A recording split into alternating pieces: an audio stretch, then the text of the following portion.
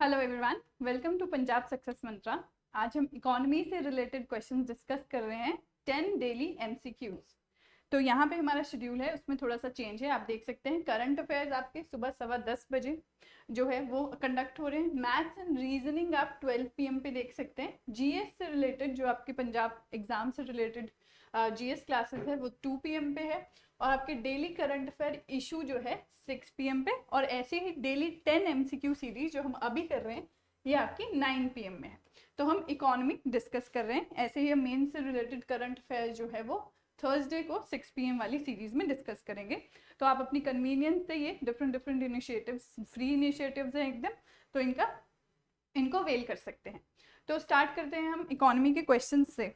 तो अब जो मैंने नोटिस किया है कि इकोनॉमी में आप लोगों का बेस जो है वो काफ़ी वीक है। तो हम क्या करेंगे, हम नेक्स्ट सेशन से एनसीईआरटीज से स्टार्ट करेंगे। और एनसीईआरटीज से बेस बनाते हुए उसके क्वेश्चंस करते हुए तो आप एनसीईआरटीज एक बार रीड करेंगे, फिर हम यहाँ क्वेश्चंस डिस्कस करेंगे और ऐसे फिर हम करंट अफेयर से रिलेटेड और ये नेक्स्ट जो आपके हैं एक स्टेप ऊपर वाले क्वेश्चंस फिर हम डिस्कस करेंगे। तो आज के क्वेश्चंस हमारे कुछ करंट अफेयर ओरिएंटेड है, कुछ आपके नॉर्मल जीएस क्वेश्चंस है। तो स्टार्ट करते हैं फर्स्ट से। Consider the following statements. तो ये स्टेटमेंट्स आपकी फर्स्ट है। The scheme of priority sector lending was introduced by RBI in the year 1954. Second statement is the foreign banks are required to lend 33% of adjusted net bank credit as priority sector lending. Third आपकी है the share of agriculture in priority sector lending is 16% of the adjusted net bank credit. तो which of the above statement is और are correct आप लोगों को बताना है। आपके पास कोड्स गिवन है 1 and 3 only, 2 only, 2 and 3 only, या नन ऑफ द अबव। तो वीडियो पॉज करके आप कमेंट सेक्शन में आंसर मार्क कर सकते हैं। तो यहाँ पे हमारे जो ये 3 क्वेश्चन स्टेटमेंट्स गिवन हैं ये आपकी प्रायोरिटी सेक्टर लेंडिंग से रिलेटेड है। लास्ट सेशन में भी हमने प्रायोरिटी सेक्टर लेंडिंग जो है वो डिस्कस किया था। तो यहाँ पे आपसे पूछा गया है कुछ फैक्ट्स, जैसे फर्स्ट स्टेटमेंट में आपसे ईयर पूछा गया है, सेकंड स्टेटमेंट में आपसे कितना % लेंड करना होता है ये पूछा गया है, और थर्ड में आपको एग्रीकल्चर सेक्टर का कितना शेयर है जो प्रायोरिटी सेक्टर लेंडिंग में बैंक्स को एग्रीकल्चर सेक्टर को देना है वो पूछा गया है। तो ये थोड़ा डायनामिक है येट स्टैटिक है, क्योंकि काफ़ी टाइम से ये इतनी ही स्पेसिफिकेशंस आपको गिवन है। तो यहाँ पे फर्स्ट स्टेटमेंट आप लोग वीडियो पॉज करके आंसर कर सकते हैं। हम डिस्कस करना स्टार्ट करते हैं। फर्स्ट स्टेटमेंट है कि स्कीम जो है ये इंट्रोड्यूस हुई थी 1954 में, जो कि आपका गलत है। यहाँ पे आएगा 1974। That is why your first statement is incorrect. Second statement है आपको फॉरेन बैंक्स जो है उनका कॉन्ट्रीब्यूशन पूछा है कि उनको कितना प्रायोरिटी सेक्टर लैंडिंग में जो है लोन्स डिसबर्स करने हैं। तो ये आपका 33% नहीं है, 40% है, तो इसीलिए यहाँ पे इनकरेक्ट है। थर्ड आपका है एग्रीकल्चर का शेयर पूछा गया है, ये आपका 16% नहीं 18% है, तो इसीलिए आपसे यहाँ पे करेक्ट स्टेटमेंट पूछी गई थी। तो none of the above, D आपका आंसर है। इनमें से कोई भी स्टेटमेंट आपकी करेक्ट नहीं है। तो यहाँ डिस्कस करते हैं। एक्सप्लेनेशन हम डिस्कस कर चुके हैं। वो ये गिवन 1974 में आपका इंट्रोड्यूस हुई थी। 40% जो है वो रिक्वायर्ड है फॉरेन बैंक्स के लिए, और एग्रीकल्चर सेक्टर के लिए आपका शेयर है 18%। तो ये प्रायोरिटी सेक्टर लेंडिंग के कौन से सेक्टर्स में ये पीएसएल करना है बैंक्स को, ये भी हम लास्ट सेशन में क्वेश्चन में डिस्कस कर चुके हैं। तो नेक्स्ट देखते हैं क्वेश्चन नंबर 2 है which of the following are not included in the 8 core industries of index of industrial production. तो I hope you are familiar with the concept of index of industrial production. अब इसमें 8 core industries है, वो कौन सी है ये आपको पता होना चाहिए। 8 के नाम आपको पता होने चाहिए, इसमें से वो कौन सा नहीं है पेयर ये आपको बताना है। तो फर्स्ट है इलेक्ट्रिसिटी एंड स्टील, सेकेंड है refinery products and crude oil, third है मैन्युफैक्चरिंग एंड सीमेंट, या फोर्थ नेचुरल गैस और फर्टिलाइजर्स। तो इनमें से जो 3 पेयर है वो तो करेक्ट हैं आपके, ठीक है, वो 6 तो है, लेकिन आपका चौथा है जो वो इनकरेक्ट है, वो आपको फिगर आउट करना है। तो आप वीडियो पॉज करके आंसर मार्क कर सकते हैं।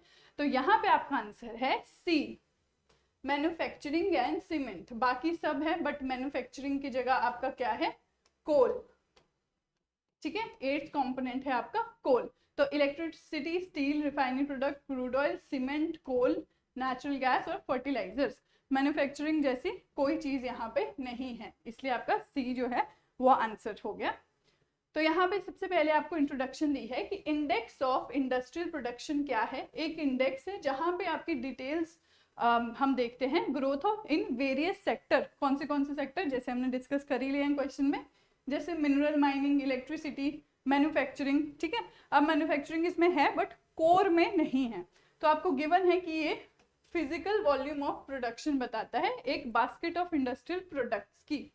यहाँ पे 40% जो है इसका कोर इंडस्ट्रीज फॉर्म करती है।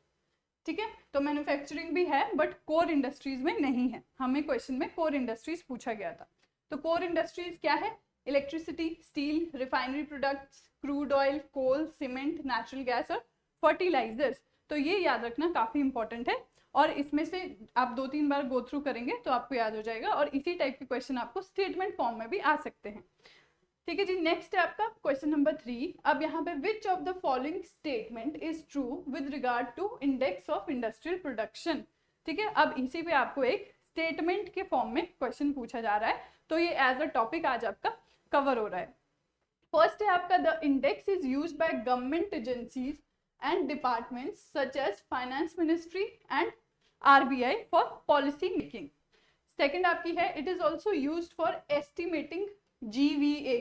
ठीक है, आई होप याद है आपको GVA, हम डिस्कस कर चुके हैं, of the manufacturing sector quarterly.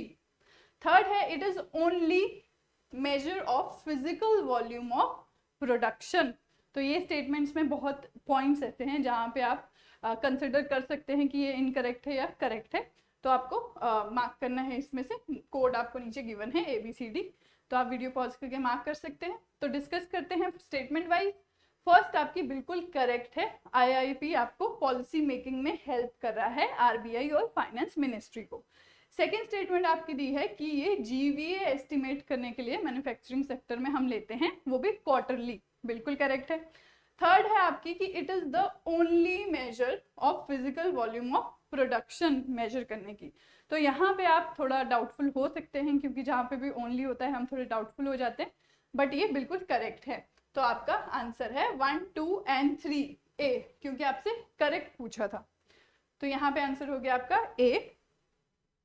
तो इंपॉर्टेंस गिवन है अब आपको IIP, तो इसको IIP कहते हैं। इसकी इंपॉर्टेंस क्या है? पहला तो हमने देख लिया कि फाइनेंस मिनिस्ट्री और RBI यूज करती है। दूसरा हमने देख लिया कि आपके GVA कैलकुलेट करने के लिए यूज होता है। तीसरा है कि जो आपके प्राइवेट सेक्टर में बिजनेस एनालिस्ट है या फिर आपके बिजनेस एनालिस्ट है, फाइनेंशियल एक्सपर्ट्स हैं और प्राइवेट इंडस्ट्री है, ये भी कंसिडर करती है मल्टीपल चीज़ों के लिए कि कौन से प्रोडक्ट का, कौन से सेक्टर का कितना प्रोडक्शन हो रहा है, क्या उसकी रिक्वायरमेंट्स है। तो ये सब कंसिडर करने के लिए, एनालिसिस के लिए इंडेक्स काम आता है। और ओनली मेजर है, हमने डिस्कस कर लिया है, फिजिकल वॉल्यूम ऑफ प्रोडक्शन का। और लास्ट है कि एक्सट्रीमली यूजफुल है ये कहाँ? एडवांस GDP एस्टिमेट की प्रोजेक्शन में। अब एडवांस GDP एस्टिमेट्स आपने देखा होगा, अगर इकोनॉमिक सर्वे या बजट आपने रीड किया है तो वहाँ पे एडवांस GDP के एस्टिमेट्स गिवन होते हैं। तो वो कहाँ से आते हैं? यहीं से। तो ये हमारी इंपॉर्टेंस है IIP की। नेक्स्ट हम देखते हैं क्वेश्चन नंबर 4। तो काफी सिंपल क्वेश्चन है, which of the following can be considered as banking sector reform measure. तो अब ये तीनों स्टेटमेंट आपको गिवन है, ऑप्शंस गिवन है। प्रधानमंत्री जनधन योजना, priority sector lending, banking ombudsman scheme या नन ऑफ द अबव। तो इनमें से कौन सी स्कीम को आप बैंकिंग सेक्टर रिफॉर्म के अंडर जो है कैटेगराइज करेंगे?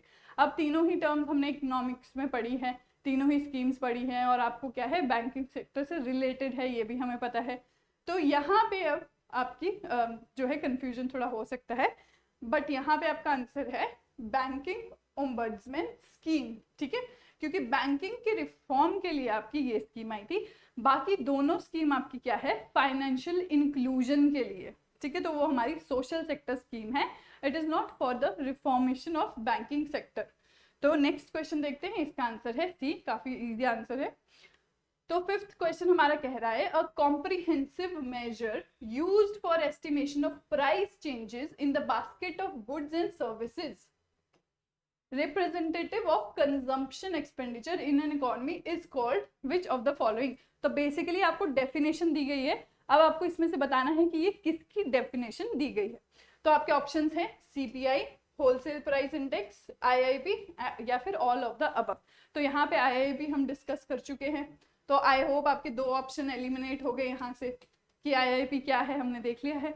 तो आईआईपी अगर नहीं है तो ऑल ऑफ द अबव भी नहीं हो सकता। अब आपको 50% चांस है सीपीआई और डब्ल्यूपीआई में से। तो ये आपकी डेफिनेशन है कंज्यूमर प्राइस इंडेक्स की। तो यहाँ पे कंजम्पशन एक्सपेंडिचर की बात हुई है और basket of goods and services की बात हुई है। तो ये डेफिनेशन है आपकी सीपीआई की। तो सीपीआई क्या है? आपका कॉम्प्रिहेंसिव मेजर है जिससे हम एस्टिमेट करते हैं प्राइस चेंज, ठीक है, बेसिकली इन्फ्लेशन मेजर करते हैं हम इससे।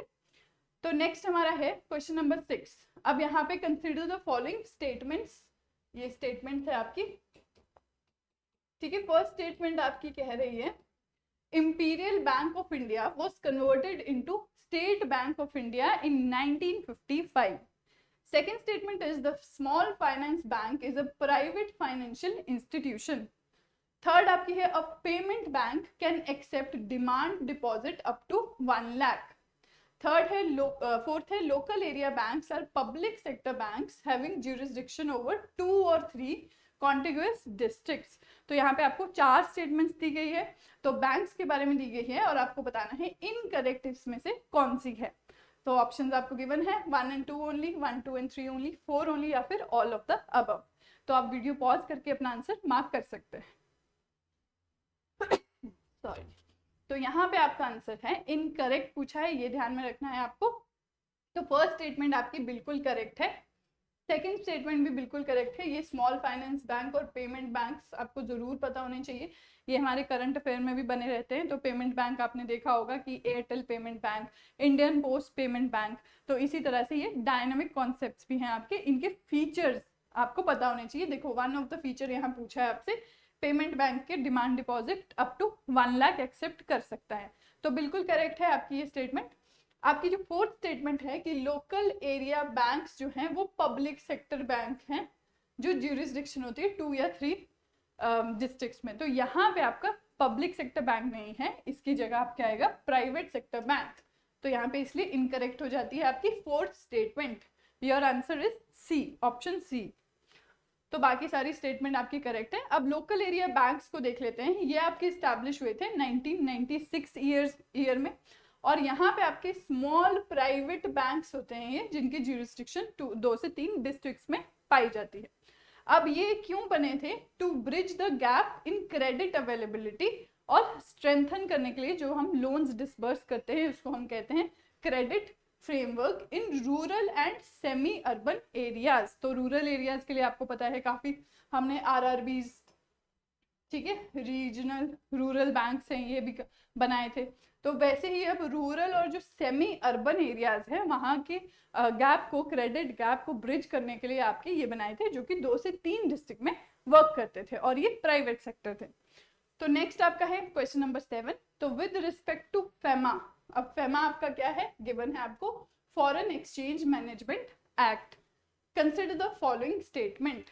तो ये भी आपका करंट अफेयर्स में था, न्यूज में था। अब न्यूज में आपका कोई भी स्टैटिक कॉन्सेप्ट आता है तो उसका जो डिटेल्स है उसकी डिटेलिंग करना वो बहुत ज़्यादा इंपॉर्टेंट हो जाता है, क्योंकि वो ही कॉन्सेप्ट आपके एग्जाम में रिफ्लेक्ट होते हैं। तो 2 तरह के क्वेश्चन होते हैं, एक प्योर स्टैटिक, ठीक है, और एक आपका स्टैटिक प्लस करंट। तो यहाँ पे हम देखते हैं करंट अफेयर्स से डिराइव्ड ये क्वेश्चन है। फर्स्ट आपका है the head office of FEMA is also known as enforcement directorate headed by director is located in New Delhi. तो यहाँ पे बहुत सारे फैक्ट्स आपके पास है ट्रेस करने के लिए। सेकेंड है FEMA is applicable to the whole of India and equally applicable to agencies and offices located outside India. तो ये भी आपकी स्टेटमेंट है। थर्ड है आपका FEMA is being replaced by an act called foreign exchange regulation act. तो अब ये कह रही है स्टेटमेंट कि फेमा को हटा दिया जाएगा और क्या लेके आएगी? फेरा। तो ये करने जा रहे हैं, तो आपको देखना है ये। तो कंसिडर द फॉलोइंग स्टेटमेंट कि कौन सी करेक्ट है। तो यहाँ पे आपको करेक्ट पूछा है, आपके कोड्स यहाँ गिवन है, तो आप आंसर मार्क कर सकते हैं कमेंट सेक्शन में। तो डिस्कस करते हैं। फर्स्ट स्टेटमेंट जो आपकी बिल्कुल करेक्ट है, एनफोर्समेंट डायरेक्टरेट जो है मोर ऑफन हम न्यूज में देखते रहते हैं, वो आपकी फेमा का ही हेड ऑफिस वहाँ पे है और वो आपका कहाँ है, न्यू दिल्ली में। तो बिल्कुल करेक्ट है। सेकंड स्टेटमेंट आपकी है कि पूरे इंडिया में ये एप्लीकेबल है, प्लस आपका इक्वली एप्लीकेबल है उन एजेंसीज में जिनके ऑफिसेस आउटसाइड इंडिया हैं। तो ऐसा नहीं है कि सिर्फ इंडिया में है, आउटसाइड इंडिया में भी ये इसकी एप्लीकेबिलिटी है। अब यहाँ पे ये थोड़ी उल्टी स्टेटमेंट है, थर्ड स्टेटमेंट, जो आपका फेरा है उसको रिप्लेस किया है फेमा ने, ठीक है। तो 1999 से पहले आपका फेरा हुआ करता था, जो कि काफ़ी हार्श होता था, इसीलिए उसकी टर्म्स को हटाना पड़ा ताकि हमारी FDI आए, फॉरेन इन्वेस्टमेंट आए। तो यही आपको अगर याद होगा तो पीरियड था आपका LPG रिफॉर्म्स का। तो इसी को थोड़ा ईज आउट करने के लिए आपका फेमा आया था, जो कि है मैनेजमेंट एक्ट। यहाँ पे आपकी रेगुलेशन हुआ करती थी, ठीक है, यहाँ पे मैनेजमेंट। तो यहाँ पे करेक्ट आपको पूछा है, your answer is 1 and 2 only, तो ऑप्शन ए। अब फेमा आपका कब आया था, 1999 में आया था। अब हमारे इसकी जो रेगुलेशंस है वो RBI को एम्पावर करती है कि वो अपनी रेगुलेशंस पास करे, और गवर्नमेंट ऑफ इंडिया को एनेबल करती है कि वो रूल्स बनाए फॉरेन एक्सचेंज के लिए in tune with its foreign policy. अब हर कंट्री की एक फॉरेन पॉलिसी होती है, ट्रेड पॉलिसी होती है, तो यहाँ पे फेमा का ये रोल है। अब इसका हेडक्वार्टर हमने देख लिया है और ये सारी स्टेटमेंट जो है वो हम डिस्कस कर चुके हैं। नेक्स्ट क्वेश्चन देखते हैं। 8th क्वेश्चन हमारा है, कंसिडर द फॉलोइंग स्टेटमेंट। तो ये काफ़ी आपकी मनी एंड बैंकिंग से रिलेटेड काफ़ी इजी क्वेश्चन है, बस इसमें आपको ये फैक्ट्स याद होने चाहिए, ये इतना सिंपल है। तो consider the following statement, M3 is called broad money and is equal to M1 plus time deposit with banking system. तो बेसिकली ये इसका फॉर्मूला है कि M3 is equal to M1 plus this. तो आपको बताना है ये करेक्टली मेंशन है या नहीं। सेकंड है, M1 is called narrow money and is equal to currency with the public plus demand deposit with the banking system plus other deposit with the RBI। Third आपकी है, reserve money is also called high powered money and is equal to currency in circulation plus bankers deposit with RBI plus other deposit with RBI। तो ये अभी हमें देखने में complicated लग रही है, बट अगर आपने ये पढ़ी होंगी तो ये काफ़ी इजी है। M0, M1, M2 इसको मनी एग्रीगेट्स कहा जाता है, और बैंकिंग जब हम पढ़ना शुरू करते हैं तो सबसे पहले हम ये मनी एग्रीगेट्स जो है पढ़ते हैं। अब ये रीडिफाइन हो चुके हैं, ठीक है, NM1, NM2, NM3, और ऐसे ही अब आपकी लिक्विडिटी एग्रीगेट्स भी आ गए हैं, L1, L2, L3, ठीक है। तो सबसे बेसिक मनी एग्रीगेट्स आपके ये हैं, ये आपको पता होने चाहिए। तो आपको बताना है कौन सी करेक्ट स्टेटमेंट है, ऑप्शंस आपके पास गिवन है। तो यहाँ पे M3 है, इसको अब इनको डिफरेंट नाम से बुलाया जाता है, वो नाम भी आपने कंसिडर करने क्या वो करेक्टली मार्क्ड है यहाँ पे, और प्लस आपके दूसरा कंपोनेंट है इसका, जो एक फॉर्मूला बनता है कि M3 is equal to M1 plus time deposit with the banking system. तो तीनों ही स्टेटमेंट्स जो हैं बिल्कुल करेक्ट हैं। इसका आंसर है D, 1, 2 and 3। तो यहाँ पे देखते हैं हमारी एक्सप्लेनेशन, आंसर है आपका D। तो M0 क्या है, M0 को हम बोलते हैं हाई पावर्ड मनी, जो कि आपका थर्ड स्टेटमेंट था, ठीक है। और यहाँ पे आपका currency in circulation plus bankers deposit with RBI plus other deposit with RBI। वैसे ही M1 को आपका बोलते हैं नैरो मनी, ठीक है। तो यहाँ पे आप देख रहे हैं इसका currency with public, demand deposit with banking system और अदर डिपॉजिट विद RBI। ऐसे ही आपका M2, M3, M4 है। M3 को आपको कहते हैं ब्रॉड मनी, ठीक है। अब इसकी जो लिक्विडिटी है वो डिक्रीज होती रहती है। लिक्विडिटी का क्या मतलब है, M0 है, M1 है, यहाँ पे आपकी जो फिजिकल मनी आपके पास अवेलेबल है, या फिर डिमांड डिपॉजिट्स आपकी क्या होती हैं, जो आप कभी भी जाके बैंक से डिमांड कर सकते हैं और निकाल के ला सकते हैं। तो आपकी अवेलेबिलिटी है एट द अर्लीस्ट, इसलिए हाईली लिक्विड है ये। और यहाँ से नीचे जाते जाते लिक्विडिटी डिक्रीज होती जाती है, क्योंकि लास्ट में आप देख रहे हैं पोस्ट ऑफिस की सेविंग है और यहाँ पे टाइम डिपॉजिट्स है। टाइम डिपॉजिट्स क्या होता है आपका, आप बैंक जाते हैं, आप फिक्स डिपॉजिट्स करते हैं कि इतने साल के लिए हमने ये डिपॉजिट फिक्स कर दिया है, तभी आपको पर्टिकुलर इंटरेस्ट रेट मिलता है रिटर्न में।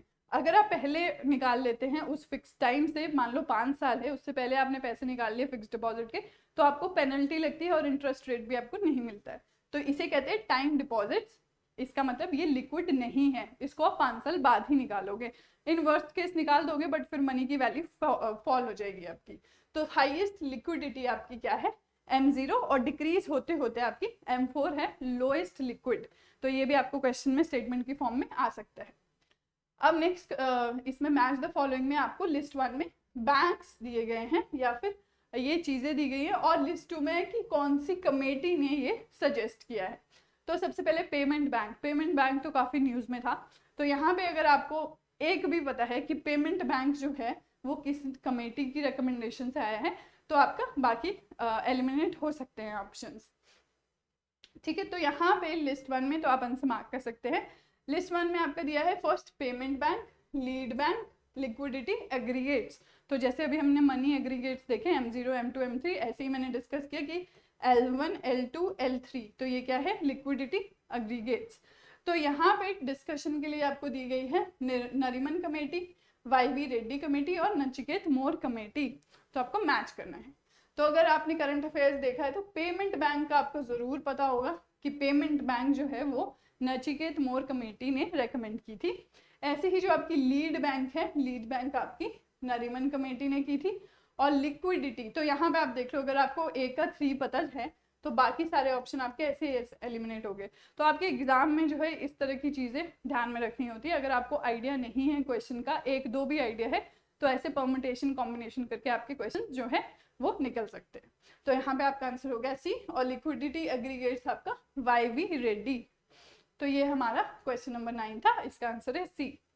नेक्स्ट है 10th क्वेश्चन, लास्ट क्वेश्चन है आज के लिए। तो consider the following statements. First आपकी है an asset will be considered NPA for which the principal or interest payment remained due for a period of 60 days. Second आपकी है evergreening signifies fresh loans given to the company and to enable it to pay off its interest. Third है in India majority of NPAs constitute lending by private sector banks. तो which of the above is or are true आपको बताना है, 2 only, 1 and 3 only, 2 and 3 only, या फिर 1, 2 and 3 only। तो यहाँ पे तीन स्टेटमेंट्स है, तीनों ही आपकी करंट अफेयर्स में रहती है कहीं ना कहीं। ठीक है, एनपीएस तो काफी करंट अफेयर्स में रहे थे, तो इसका जो स्टैटिक पोर्शन है उसकी नॉलेज होना तो हमें मस्ट है। तो आप लोग आंसर मार्क कर सकते हैं, हम यहाँ डिस्कस करते हैं। तो फर्स्ट स्टेटमेंट में आपको गिवन है कि नॉन परफॉर्मिंग एसेट आपका क्या है, जो कि आपका प्रिंसिपल या इंटरेस्ट पेमेंट नहीं की है किसी ने for a period of 60 days. तो यहाँ पे 60 डेज नहीं है, 90 डेज है, जिसको आप 3 मंथ्स भी कह सकते हैं। ठीक है, तो यहाँ पे ये इनकरेक्ट है। सेकंड है आपका एवरग्रीनिंग। अब एवरग्रीनिंग ऑफ लोन्स, ये टर्म भी आपकी यूज की जाती है काफी करंट अफेयर्स में। अब इसका क्या मतलब है, जो आपके फ्रेश लोन्स दिए जाते हैं ताकि कंपनी है अपने इंटरेस्ट पेमेंट कर सके। ठीक है, तो बेसिकली लोन के इंटरेस्ट को चुकाने के लिए फिर से लोन दिया जाता है, इसको कहते हैं एवरग्रीनिंग ऑफ लोन्स, क्योंकि ऐसे तो ये चलता ही रहेगा। तो ये बिल्कुल करेक्ट स्टेटमेंट है आपकी। थर्ड है इंडिया में मेजॉरिटी ऑफ एनपीए जो है नॉन परफॉर्मिंग एसेट है, वो आपके प्राइवेट सेक्टर बैंक से आए, जिन्हें वो आपके पब्लिक सेक्टर बैंक से आए हैं मोर देन 85%। तो यहाँ पे हमारी जो करेक्ट स्टेटमेंट है आपसे पूछी गई है वो है 2 ओनली। तो your answer is option A। तो यहाँ हम देखते हैं नॉन परफॉर्मिंग एसेट आपका क्या है, लोन और एडवांस, जिसके लिए आपकी प्रिंसिपल अमाउंट या इंटरेस्ट पेमेंट दोनों में से कुछ नहीं आया है 90 डेज के पीरियड के लिए। अब बैंक जो है वो फर्दर आपके क्लासिफाई करते हैं एनपीएस को 3 कैटेगरीज में, सब स्टैंडर्ड, डाउटफुल और लॉस एसेट। अगर आपका 12 मंथ्स या फिर उससे कम टाइम के लिए आपको रीपेमेंट नहीं हुई है इन 90 डेज के बाद, तो आपका सब स्टैंडर्ड वाली कैटेगरी में एनपीए चला जाता है। अगर आपके 12 मंथ से ऊपर हो गए तो ये डाउटफुल कैटेगरी में चला जाता है, और उसके बाद तो ये लॉस एसेट में ही चला जाता है कि अब ये वापस नहीं आने वाला है, अब सारी होप्स जो है खत्म हो गई है। तो इस तरह से ये कैटेगराइजेशन है, ये भी आपको क्वेश्चन फॉर्म में, स्टेटमेंट फॉर्म में आ सकती है स्टैटिक क्वेश्चंस में। अब आपका 85% ऑफ एनपीएस हैं वो आपके पब्लिक सेक्टर बैंक से आते हैं। तो ये हमारी थर्ड स्टेटमेंट थी। तो ये हमारे 10 क्वेश्चंस थे। तो हमने करंट अफेयर्स पे बेस्ड जो है स्टैटिक पोर्शन उसके क्वेश्चंस किए हैं, हमने इन जनरल जीएस से रिलेटेड क्वेश्चन किए हैं, बट आई थिंक इकोनॉमी में हमें स्टार्ट करना हो गया एनसीईआरटी से। तो एनसीईआरटी बेस्ड क्वेश्चन जो हैं वो हम डिस्कस करेंगे, ताकि आप बेसिक से स्टार्ट करें, क्योंकि इकोनॉमिक्स में जो है अंडरस्टैंडिंग इज वेरी इंपॉर्टेंट। आपका डायरेक्ट क्वेश्चन आए ना आए, आपको करंट अफेयर से ही आए, बट आपको कॉन्सेप्ट पता होना बहुत ज़रूरी है। अगर आप प्री निकाल भी लेते हैं तो आपके मेंस के लिए कॉन्सेप्ट बिल्डिंग बहुत ज़रूरी है। अगर आप सोचेंगे कि इकोनॉमिक्स पढ़ने की ज़रूरत नहीं है, प्री में ऐसे कॉन्सेप्चुअल क्वेश्चन ज़्यादा नहीं पूछे जाते, तो आप प्री निकाल तो लेंगे, बट आप फिर मेंस में फंस जाएंगे, क्योंकि मेंस में आपने इकोनॉमी नहीं पढ़ी होगी। इसीलिए अभी धीरे धीरे बिल्ड करना स्टार्ट करना होगा। और first step is NCERT. NCERT तो आपके प्री मेंस दोनों पर्सपेक्टिव से बहुत ज़्यादा इंपॉर्टेंट है। तो नेक्स्ट जो हमारा सेशन होगा वहाँ से हम एनसीईआरटी पे स्विच करेंगे। तो आप लोग प्लीज़ ज़रूर एनसीईआरटी पढ़ के आइए, जो आपकी 9th क्लास से स्टार्ट होती है इकोनॉमिक्स की एनसीईआरटी। 9th 10th +1 +2 में माइक्रो मैक्रो, तो ये सारी हम 9th क्लास से स्टार्ट करेंगे। उसमें जितने भी क्वेश्चन है फैक्ट से छोटी सी है, और आपकी मैगजीन फॉर्म में ही जो है वो जल्दी से रीड भी हो जाती है।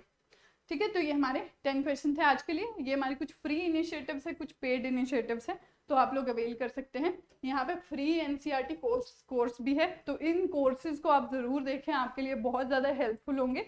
और स्पेशली इकोनॉमिक्स के कोर्सेज को आप देख के आएँ।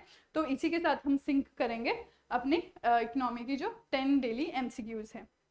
ठीक है जी, तो थैंक यू सो मच। तो आज के लिए ये सेशन इतना ही, and have a good day.